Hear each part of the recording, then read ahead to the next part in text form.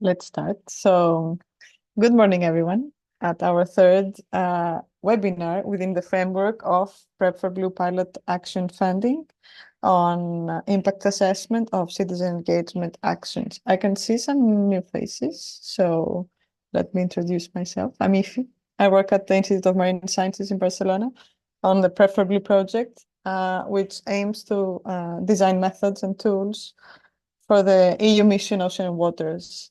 As you have probably seen in the call, its objectives are to protect and restore marine and freshwater ecosystems and biodiversity, prevent and eliminate pollution, and make the blue economy carbon neutral and circular, where all your projects, both winning and unselected ones, are related to.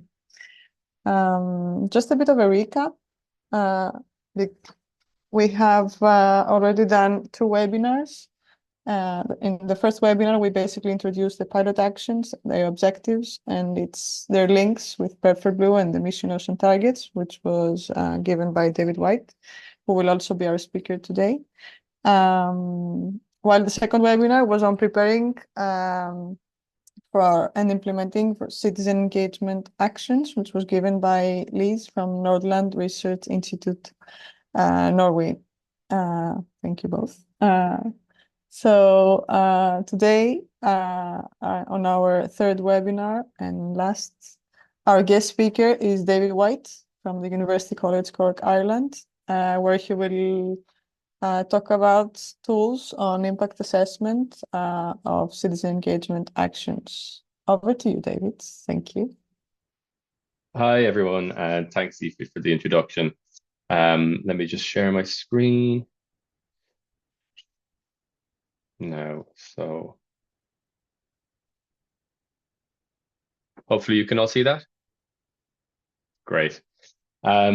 Yeah, so as Aoife was saying, today I'm going to focus on assessment of citizen engagement actions. But what I really want to focus on is the policy context how to use a policy context, and specifically the Mission Ocean and the EU's Green Deal targets in aquatic ecosystems to make to formulate kind of an assessment criteria for citizen engaged actions. So I'll talk a little bit about I've called the webinar using the citizen engagement expected outcomes of Mission Ocean as a planning and monitoring framework. So today, just very briefly, I'll touch on what is Mission Ocean and how does it relate to citizen engagement. For anyone who's at the webinar on last Wednesday, was it? I already did this, so I'll do it very briefly, but just in case anyone hasn't heard of the mission or its targets. We'll talk about how and why to use those expected outcomes as a basis for an impact assessment framework. And the aim of doing all this is to help you write strong funding applications and impact assessments that align with the targets of Mission Ocean Waters and the EU Green Deal ultimately. So this is kind of my slide, as Aoife was saying about Mission Ocean and its targets. Just for anyone, again, who hasn't heard of the EU missions, they were launched in 2021. There's 5 EU missions: Mission Ocean and Waters, we'll talk about today, Mission Soil, Mission Cancer, Mission Digital and Smart Cities, and Mission Climate. And actually, they've added a 6th called the New European Bauhaus. It's a sustainable design mission that's kind of just getting up and running. And the aim of the missions ultimately is to transition the EU, I suppose, at the highest level, from a sector-based sector-based policymaking to challenge-based policymaking. So the idea being that, instead of kind of approaching the challenges that we have and innovation we need in terms of, we need microchips, we need sustainable plastic, something instead of sustainable plastics. That's kind of like silos within the sectors. You pick something that's kind of aspirational and valued and understandable, like we need to restore oceans and waters. That's kind of like cross-sectoral, and the idea being that the tech follows that, not the other way around. And by the way, just for anyone who is interested, the reason that the EU has taken on this mission-based thinking, it was kind of done across 2019, 2020.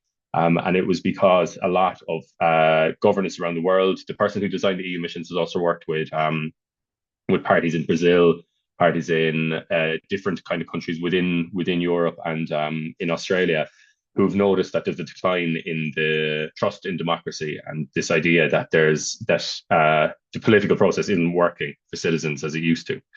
So it's an attempt to involve people in the decision making that's being done, and to kind of couch, I suppose, policy and decisions in challenges and ambitions that are valued by society, instead of being kind of like these very discrete piecemeal bits of policy. So Aoife already touched on, there's three overarching objectives to the mission ocean: protect and restore, prevent and eliminate pollution, and make the blue economy carbon neutral and circular. And what we are focusing on in PREP4BLUE, in this team here is working PREP4BLUE, is citizen engagement with the mission. Because these eight boxes down here are the mission's citizen engagement expected outcomes.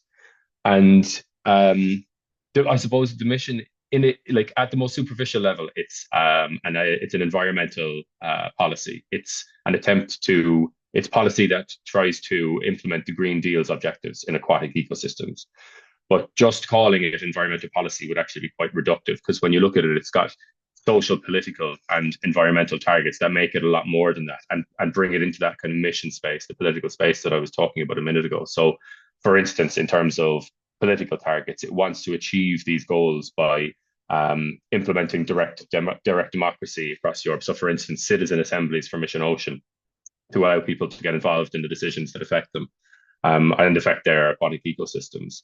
In terms of economic, the mission secretariat has recently convinced the European Investment Bank to unlock kind of long-term, low-interest blue funding instead of green funding. I suppose you could call it blue funding for restoration startups, aquatic restoration startups.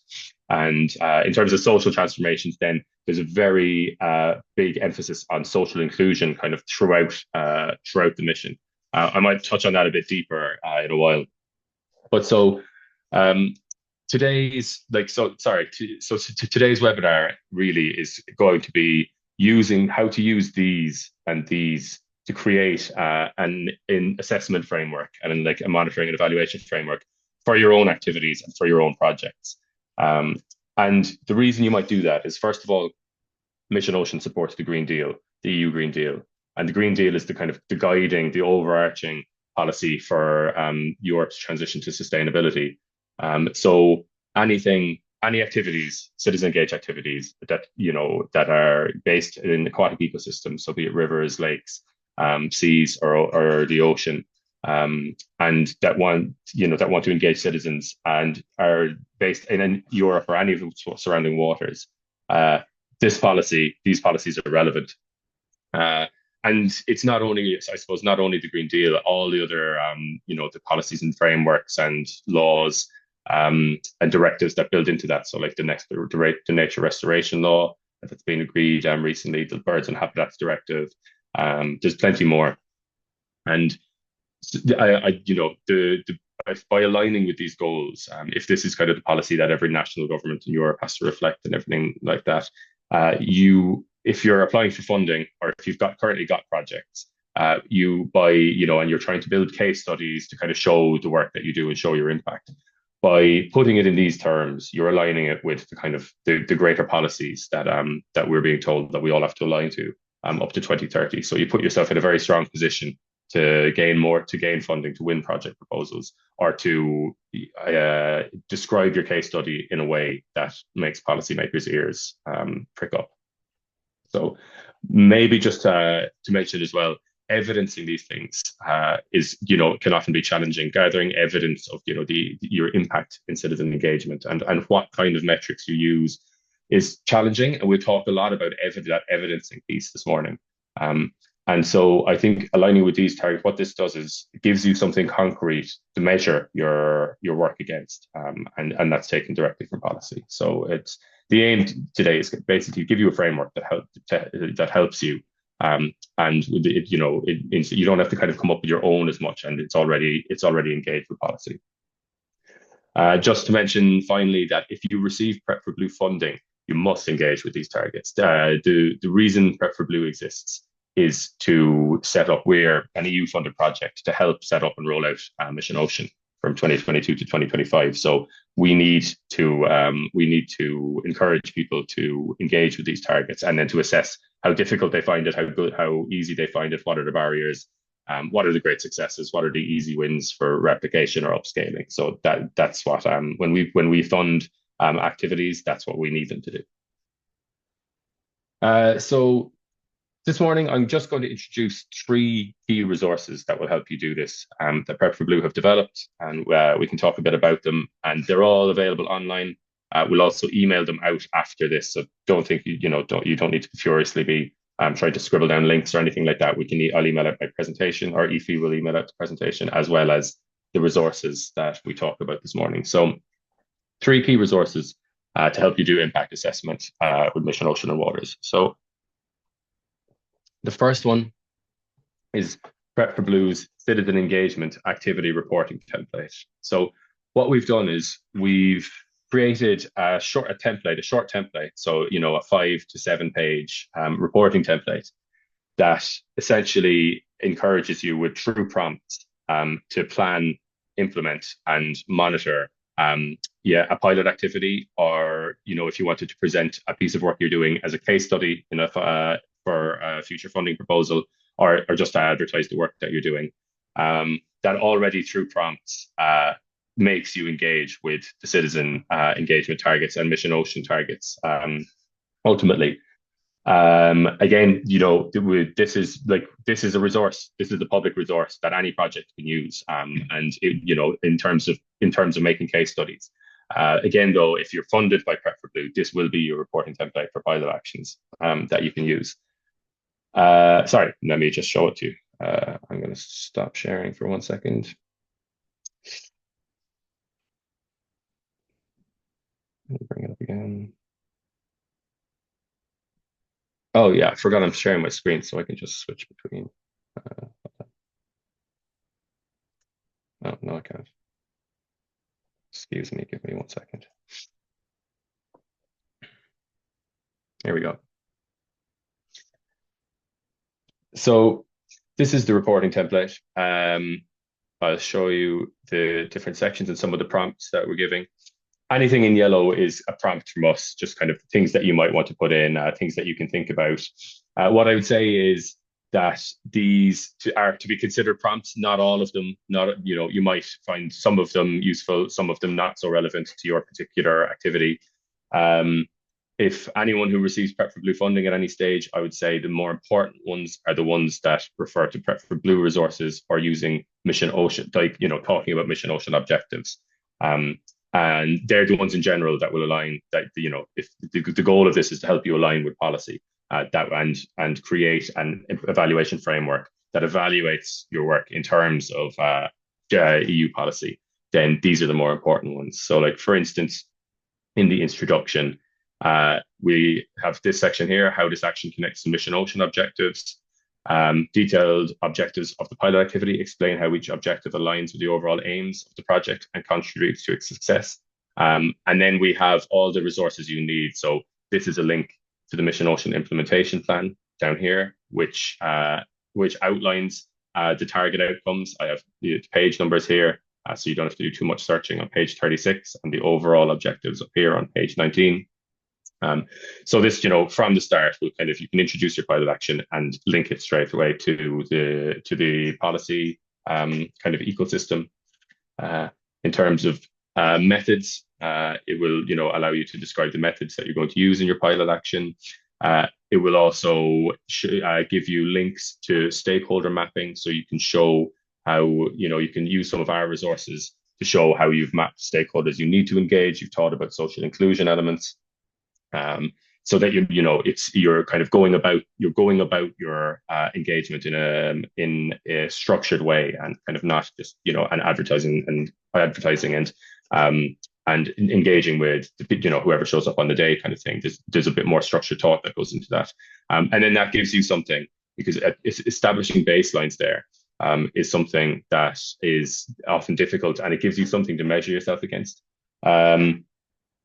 I know that this is an issue that citizen science initiatives find particularly difficult is increasing social inclusion.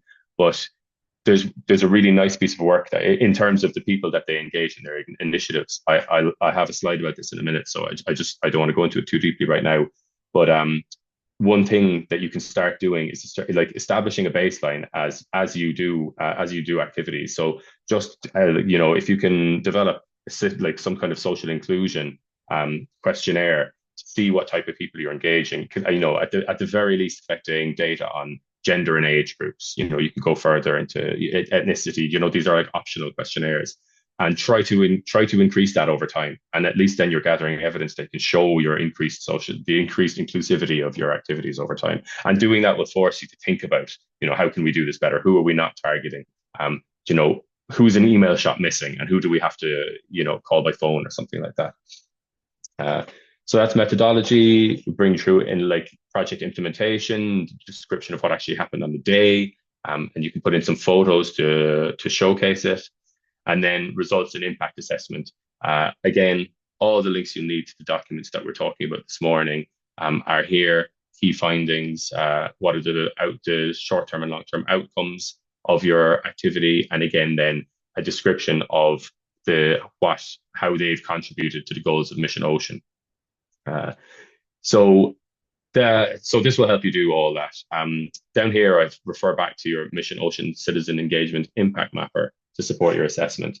So this is our reporting template that will allow you to do kind of a 5 to 7 page report of your activity kind of in the round. And what I'd say is, although it's called a reporting template, so I would recommend that this isn't something that you come to once you've already completed your activity and then you use it to report. As you can see, I think if you at least read over this at the beginning, it will give you prompts about things you might do to make a pilot activity stronger. For instance, stakeholder mapping, getting a handle on Mission Ocean targets from the outset, so that you're thinking about planning your activity in ways that kind of better align with them or better target them. So that then to align you better with policy. And I'll just show you. So this is the reporting template. The second resource that we've designed, and again, I teased this last week, is PREP4BLUE's Impact Mapper. So our Citizen Engagement Impact Mapper. So this is kind of a visual tool that will help you at the start of your project, before you actually do citizen engagement activity, as you're designing it, to design it in a way that targets Mission Ocean's activity or Mission Ocean targets. So I'll just show you here. This is the mapper. It's like just at the very bottom, you can enter your citizen engagement activities. Up here, this is the 8 target outcomes of the mission. And this is the 3 overarching objectives. And I just have a worked example here. The idea would be that, so I hope you can see this. The idea would be that you write in your project activities at the bottom. So here I've imagined an ocean literacy campaign on World Ocean Day regarding the importance of supporting healthy coastal ecosystems. And as part of that, you're going to use citizen science data on estuary biodiversity to support the campaign.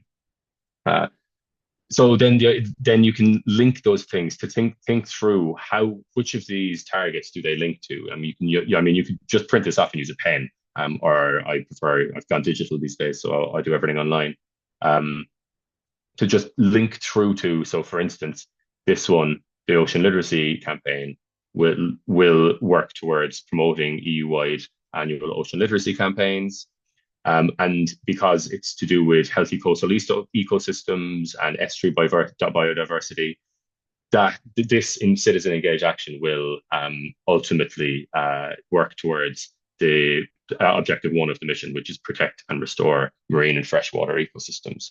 So it's a really nice thing to insert, that you can insert into a project proposal, for instance, say, if you're looking for especially Mission Ocean funding. And if anyone on the call is working towards Horizon Europe deadlines in September, this is something that you could enter into a proposal. Aside from that, anything that aligns, anything based in aquatic ecosystems, any project concerned with restoration, pollution, or a circular blue economy, this is the overarching policy framework. So this will prove that you're engaging with policy. And it's just a nice visual way of getting you to think through the targets. So that's the second resource that we have. And then finally, and then we can take some questions. Where am I? Oh no, sorry, back here again.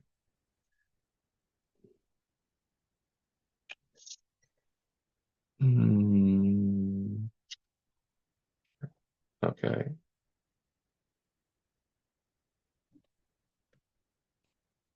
Ah, multivar. So the third, I just need to move you guys out of the way. Our third, our third resource for this morning is PREP4BLUE's toolkit for engaging citizens with mission, ocean, and waters. So I'm just going to bring you through. My colleague Liz last week. There's a three-step plan for engaging citizens, kind of like the planning stage, the implementation stage, and the monitoring and evaluation stage. My colleague Liz, who I can see is on the call this morning, covered the first two stages on last Thursday, was it? So I'm just going to talk more about the third stage today, the monitoring and evaluation. So the toolkit is online. I can show you it in a second as well. Again, just like what is on it that can kind of be immediately used in almost a copy and paste way is there's a lot of useful tables that will help you think through what kind of monitoring you should be doing and give you something to work against. I'll show you the toolkit now. Just got a screen share. So, sorry if I have that open, it doesn't let me. Hold on. Okay. There we go. This is PREP4BLUE's toolkit, engaging citizens with mission, ocean, and waters. Section 4 is engaging citizens step by step. This is something that, like, even just this section is something that would be worth reading through. If I just go down to section 3, which is the one on monitoring and evaluation, there's some key principles here, I think, that are useful to remember. One of them is that, there's a lot of talk about participation and a lot of funding around increasing participation and social inclusion in projects these days. But it is key at the start of any to be explicit about the aim of participation, because that will, what is it that will be added to your project or your activity by doing it in a way that isn't just your own team, in a way that encourages participation of kind of a wider group. Thinking about that will make it more meaningful, will mean that it's planned in a more meaningful way. And actually, to do this really deeply, it's usually good to not do this kind of as a desk exercise, to actually ask people who you're going to engage, what do they want to get out of the project? So to make it as useful to them and as meaningful to them as it will be to you. And that kind of leads me to the next point. That's also in here in terms of doing, when we're talking about participatory projects and co-design, deep co-design participation doesn't kind of just mean you plan an activity and you design it and deliver it on the day and then that's the end of it. Really deep co-design involves participants through the arc of an activity, and that includes in the monitoring and evaluation of the activity. So how did it work for them? Did they get what they wanted to out of it? Or did they achieve the results that they wanted to? How would they change it in the future? That kind of thing. Here as well, and I think the tables down below will help think through this. We point out two main categories of evaluation that you can undertake. So summative approaches tend to focus on the outcomes of the process. So like what was achieved. What can be counted. Whatever is 5 square kilometers of river restored or surveyed or something like that through a participative actions. And that, numbers are always useful. I think that kind of as an immediate outcome and an immediate reporting thing, it's easy to measure against. Another category would be formative approaches. So that focuses on learning from the engagement process, more on the process rather than the outcomes. And this gives you very useful information on, say, opportunities for replicating or upscaling your activity, what worked and what didn't work, or what resources was your team missing to be able to do this as well as you hoped you could do it. So these are all just guides. It would be very useful, again, to read through this maybe at the beginning and then after you've implemented an activity, and to give you some ideas about how you're going to evaluate it. Again, down below, just I had them in my slides, but just to show you, we've got quite a few tables that you might use below here. There's a simple evaluation table that you can use at the outset, tables that you can use for evaluating outcomes, evaluating degrees of involvement or types of involvement. So again, just different ways of thinking through ideas for evaluating an activity. I'm just going to switch back to my slides. I think I've only got one left.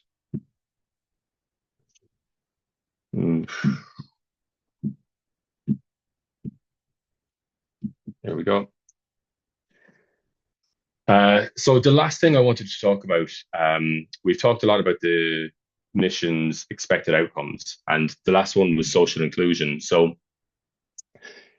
increasing social inclusion itself, like increasing social inclusion through mission activities, is not itself an expected outcome of the mission, but it kind of serves as the foundation to all it wants to achieve in terms of citizen engagement. And if you read Mission Ocean documentation, which I have to do, is, and I mean like the mission implementation plan, various mission funding calls. If you go to events run by the European Commission and listen to what commissioners are saying, or public servants, the European Commission public servants are saying, increasing social inclusion is a really big part of what they want to do. So in here, I've taken some of this from the Mission Ocean funding calls. You hear activities must actively try to increase gender representation. If there's activity about like sustainable fishing or something like that, or project call for sustainable fishing in the Arctic or something, it says things like must involve collaboration with Indigenous communities and minority communities. Getting non-coastal people involved in mission activities is kind of a big push that they have, that this shouldn't be a coastal mission, it's mission, ocean and waters, and every life in Europe is sustained by the water cycle. So this shouldn't be seen as something that only coastal people need to take notice of.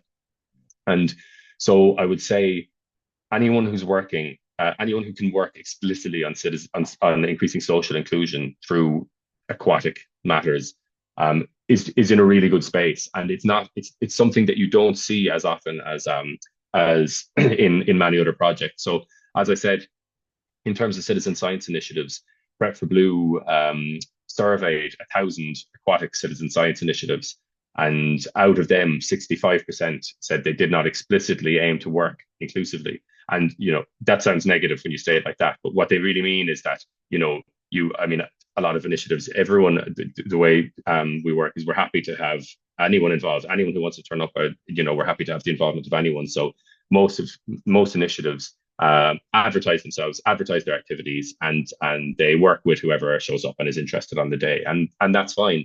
But there are ways, in that method of involvement, you miss people, you miss certain groups that don't engage in the ways that you usually do. And by the way, there are some great in this link here, that's to a PREP4BLUE report called Beneath the Surface, Good Practices on Citizen Science for Mission Ocean and Waters, something like that.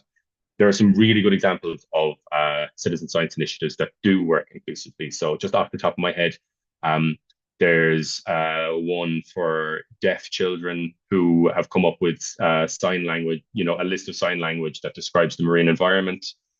There's initiatives that work with refugee children, Ukrainian children. There's more that work, I can't remember off the top of my head, but some really good examples of really inclusive work. So I think anyone who is willing to do, to kind of enter this space, gathering baseline social inclusion information in your stakeholder mapping less often reach target groups that don't tend to turn up to your activities, but that are in the kind of that context that you engage. and tracking the change would be very valuable for emission, ocean, and waters activities. So I'd encourage you to do that if your activity would align with something like that. So that's kind of it for me. Just key takeaways are that you can use the citizen engagement, expected outcomes of the mission, as the foundation for a project or an activity monitoring and evaluation plan. And really, it takes the work away from you because it kind of tells you the targets and kind of suggests to you how you might go monitoring and evaluating them and collecting the kind of evidence you need to collect. So doing that will help you plan and your work in ways that align with policy, guide you in what kind of evidence you should gather, decide what baselines you should establish. Oh, that's it. And ultimately win more funding for your activities, I think. So I've got some other resources here that we've developed that might be helpful in planning citizen engaged activities. This will be circulated after the webinar. But other than that, thanks for listening to me. And if you have any questions, I'm happy to answer them. Thank you very much, David, for all this information and resources. Before jumping into the Q&A, I would like to ask Sandra to quickly present her project because she didn't have the chance to do it before, so that also other projects can know about your Baltic Hackathon. Hello.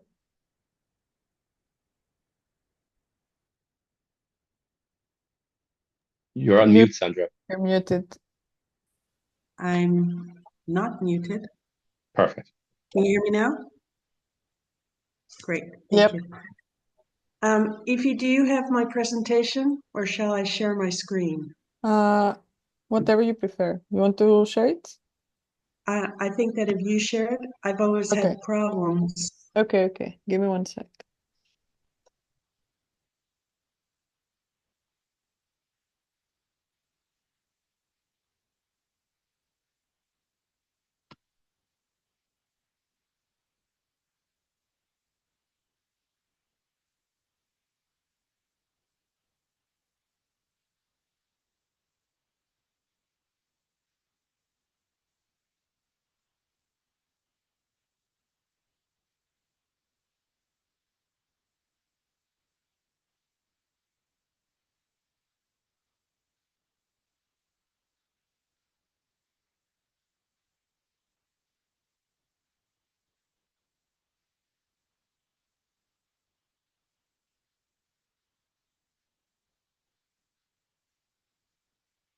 There it is. We are representing the Baltic Region Hackathon. And for those of you who don't know what a hackathon is, it's not hacking into somebody's system, but it's really addressing a serious problem or challenge, and especially in the context of a societal challenge. So our hackathon really goes to the heart of what the EU Ocean Mission is, and that is ocean literacy. It always goes into citizen engagement and co-design with actual people on the ground. So our focus is really on teachers. And what we are trying to do is we are trying to help teachers become effective in transforming their students into agents of change. And the only way that you can do that is giving them the tools of understanding what ocean literacy is and what are some of the challenges that are faced in not only the marine ecosystems, but also freshwater ecosystems.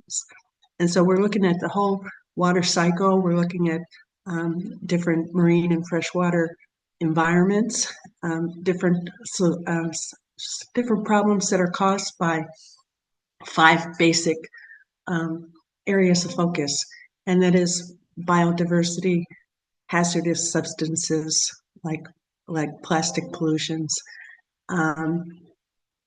some of the other ones I can't think of right now, but we call this the Blue Escape Room. And the escape room is given students, and we're looking at specifically high school, secondary education aged students, whereas we can also include higher education students. But we're trying to give them immersive learning experiences. And to do that, we give them a challenge. And the challenge is whatever they feel is important for their community, for their perspective, for their individual lives. Because as David said, every life in Europe is impacted by the water cycle. And so what we're trying to do is we're trying to instill a sense of responsibility and a sense of ownership of the ocean and Earth's water bodies. And so what we want to do is we want to create teams of students, 4 or 5 or 6 or 7, that are going to look at a specific challenge and come up with solutions. And so their solutions will be judged by a panel of experts, and those experts include marine biologists and oceanographers and teachers and scientists and researchers and even municipality representatives, because as we all know, coastal communities bear the brunt of climate change and water level rises and erosion, and all of these challenges that are faced by communities really impact individuals. And so the policymakers are going to be extremely important to include in our panel of experts to look at the solutions that are come up with by the students. So we have it both online as part of the DigiEduHack initiative, which is part of the European Commission's initiative for digital education to 2027, I believe. And we have it also in person in Pärnu, which is the 4th largest city in Estonia. And so we invite everybody from Europe to participate in our hackathon. So anybody who wants to join, send me a note and we'll include you. Thank you.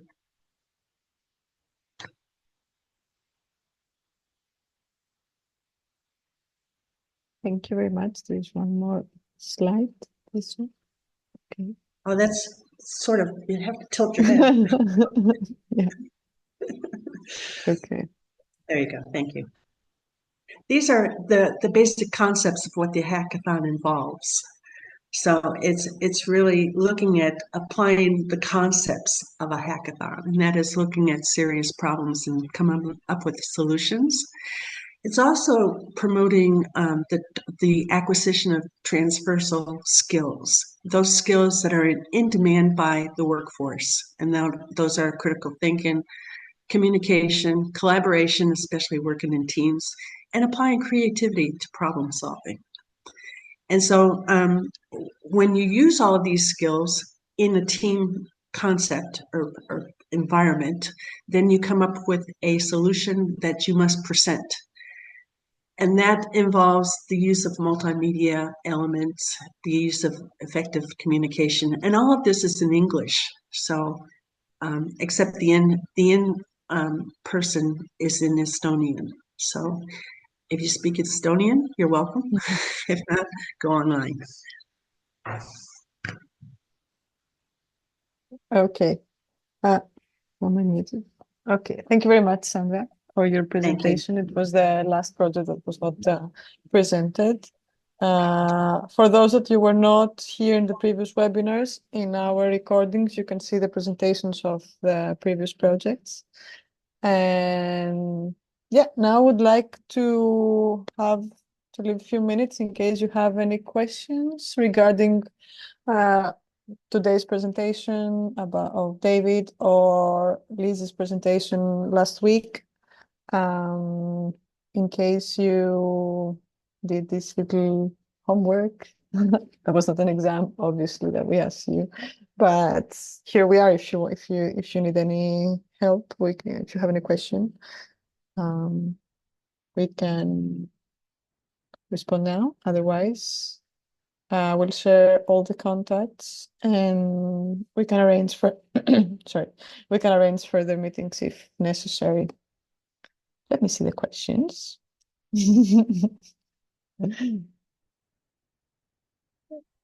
Ladislas, go on. Hello, everyone. Yeah, I had a question regarding, for us, as we are located in very different places, should we record with pictures or videos or projects to be able to share them in the future? Something like this would be important to do, or it's not about that, and just the document will be the result? The final deliverable is on the one hand is this one-page report that we are asking you in the beginning of October, which there's just one page of what's happening until that day. And the other one is the 6-page template that David presented to you. Other than that, you're not obliged to deliver a video or something. Of course, it's nice to include photos, as they're also included in the report. There is a section that says that include photos if you want, with captions, so that we can also visualize what was the results. Other than that, if teams want to produce other audiovisual materials for their own use, of course, you're more than free to do it, and please send it to us so that we know how everything went. Is that your question, Shops? Yes, perfectly. Okay. I think it could be cool also for every member of the projects, to see how. So we had the explanation, but also we can see a bit of how it looks in the end, and maybe it can inspire, spark new ideas or things like that. That's what I was asking. Yep, that sounds perfect. Thank you. Liz, go on. I think it's a really nice idea, actually. Let us, if you want to, if you want to share those sort of stories in pictures, because that's your creative flair. Add it to the project, and inspire people. That's the point. My point really was maybe some people don't want to ask specific questions about the toolkit now, but obviously the mentors are there, and if you want to reach out via them to come and talk to us about the toolkit, then that would be great. And thanks, Karina, for your comment there. That's really, really nice to see. I'm pleased it's useful. Can I maybe, just before we go to Joseph, just to jump on what Liz said, in general, the PREP4BLUE team are always here. If anyone has any questions about our resources or wants help using any of the resources, we're always here to help you and connect you to other people who are doing maybe more work in your specific area or anything like that. So yeah, please just reach out if you ever have any questions about Mission Ocean or about any of the resources. Thanks, Liz and David. And yeah, just building on what David says, this is for both selected and unselected projects, of course. Jose, please go on. Yeah, well, thanks. I want to thank also David and Liz last day and for the presentation. Just wanted to comment on Ladislas.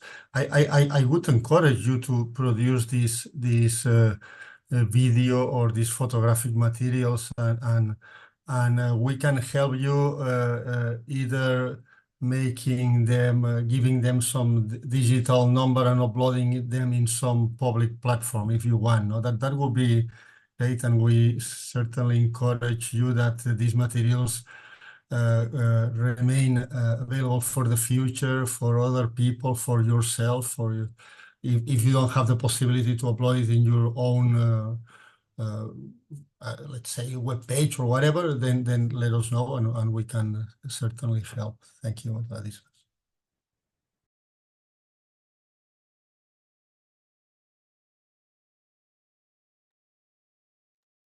Thank you, Josep, please.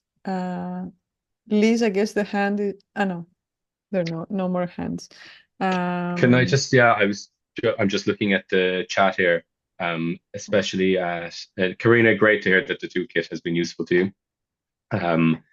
And Sandra, oh yeah, I can see, he was looking for Liz's email. That's great, thanks. Nicole's comment, is there a template for the one-page report, logos for PREP4BLUE and the EU, and an editable version of the manual that was shared the last time? I presume that's in the toolbox as opposed to the website. We have all of them.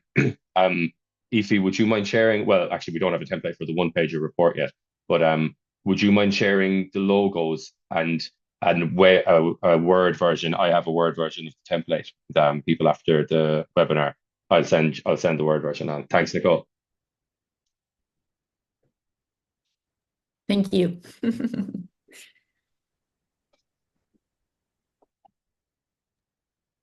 Not how this goes out. Whatever. Yes, David, of course. I will share everything, and I will also share all the David's email, Liz's email, in a follow-up. So don't worry, and all the resources will be shared with everyone in this webinar. Are there any other questions? Thank you, Karina, too. Did you see my message about check-ins, or I'm I'm not sure. sorry. It's useful. I have some time if people want to talk about using the toolkit, whether you're winners or not. So please do reach out. I know each of you has a specific mentor dedicated for the project, but if you want to use the toolkit and you're not sure how, or you want to ask questions about it, please do reach out, because that's we want to develop it, make it better for the future. So please do. We're happy to help you and hopefully make your process more efficient in filling out a final template. Thank you, Liz. And that's again, we encourage everyone to use both resources and template, and in any way you need further guidance, please reach out to me or to the contacts that I will share with you. David, you wanted to say something? No, sorry. Okay, you had your microphone. I wanted to just to follow on these ideas that we certainly want to support not only the 6 winners that we will do that support in a formal way, but if any of the proposals that all of them were really interesting, wants to have any question and wants to get in contact with us, and please do. No, we have recorded your list of names. We have you in our dossiers, and we'll try to reach you in the future for future possible actions. But feel free to contact us any question you have. Thank you.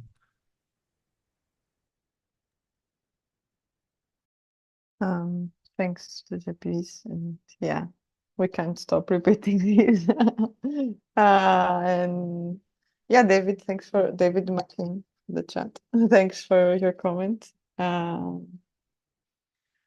mean, we're in this era of open science, and we really believe that in the resources that we have been working, it's great to have the chance to disseminate, and the fact that we received 33 very well done proposals. We really thought that during these webinars, it was very worth it to include everyone, even though we could only offer 6, but here we are. That's a networking opportunity as well.